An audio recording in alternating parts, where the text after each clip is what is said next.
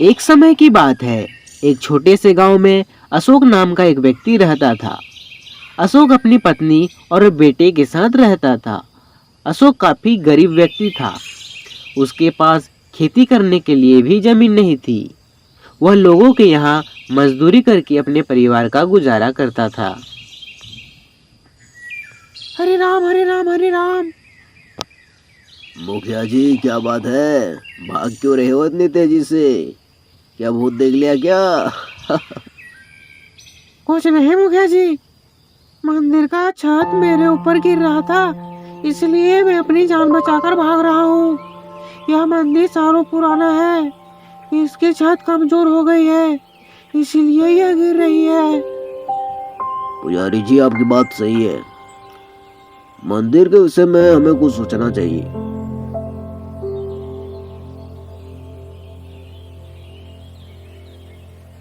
देखिए, गांव का मंदिर काफी पुराना हो गया है और उसकी छत भी गिर रही है। हमें इसकी मरम्मत करनी चाहिए या फिर हमें एक नया मंदिर बनाना चाहिए। इसके लिए सभी गांव वालों की मदद चाहिए।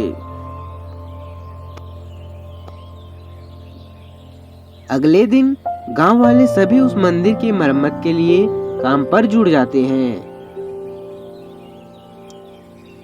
अरे, ये क्या है? ये तो कोई किताब जैसी लग रही है। लगता है इसमें कुछ लिखा हुआ है। मुखिया जी, ये देखिए, मुझे इस मंदिर की दीवार में ये क्या मिला? ये तो कोई किताब जैसी लग रही है। अरे दिखाओ तो, क्या मिला तुम्हें? अरे, इस किताब में तो लिखा हुआ है कि इस मंदिर के मैदान पे कहीं एक सोने की मूर्ति और आभूषण छुपाए हुए हैं। मुखिया जी की बात सुनकर गांव वाले उस सोने की मूर्ति और आभूषण को ढूंढने के लिए जुट जाते हैं। मुखिया जी कहते हैं वह मूर्ति और आभूषण इस मंदिर की धरोहर है, इसलिए हमें सबको मिलकर उसे ढूंढना चाहिए। सभी गांव वाले उस सोने की मूर्ति और आभूषण को काफी देर तक ढूंढते हैं, लेकिन उन्हें कुछ भी नहीं मिलता।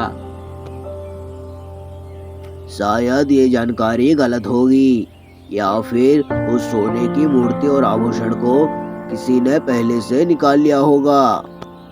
नहीं नहीं, मंदिर की कोई बात गलत नहीं होती और यह खबर भी सत्य ही होगा। हमें और ढूंढना चाहिए। काफी ढूंढने के बाद मुखिया जी कहते हैं, सभी गाँव वालों, ध्यान से सुनो। अगर किसी व्यक्ति को वह मूर्ति और आभूषण मिलते हैं तो वह आभूषण को रख सकता है, लेकिन मूर्ति को मंदिर के हवाले करना होगा। यह खबर सुनकर गांव वाले काफी खुश हो जाते हैं और उस सोने की मूर्ति और आभूषण को फिर से ढूंढने लगते हैं।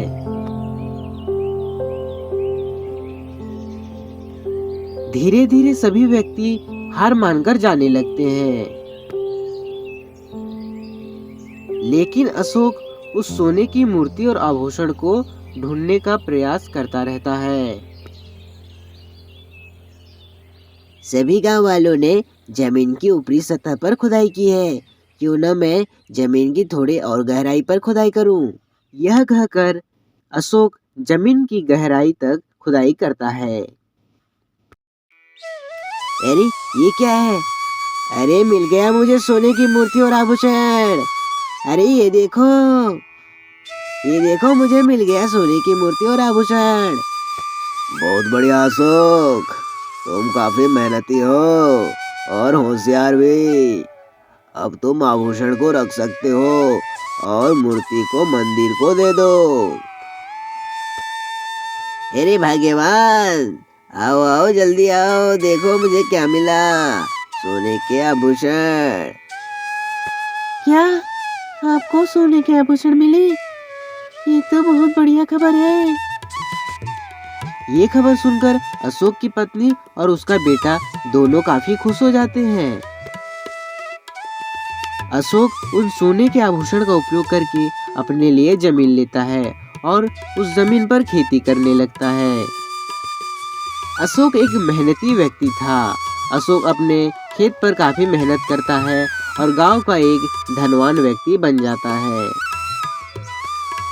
दोस्तों, अगर आपको कहानी अच्छी लगी हो तो वीडियो को लाइक कीजिए और चैनल को सब्सक्राइब करना ना भूलें। धन्यवाद।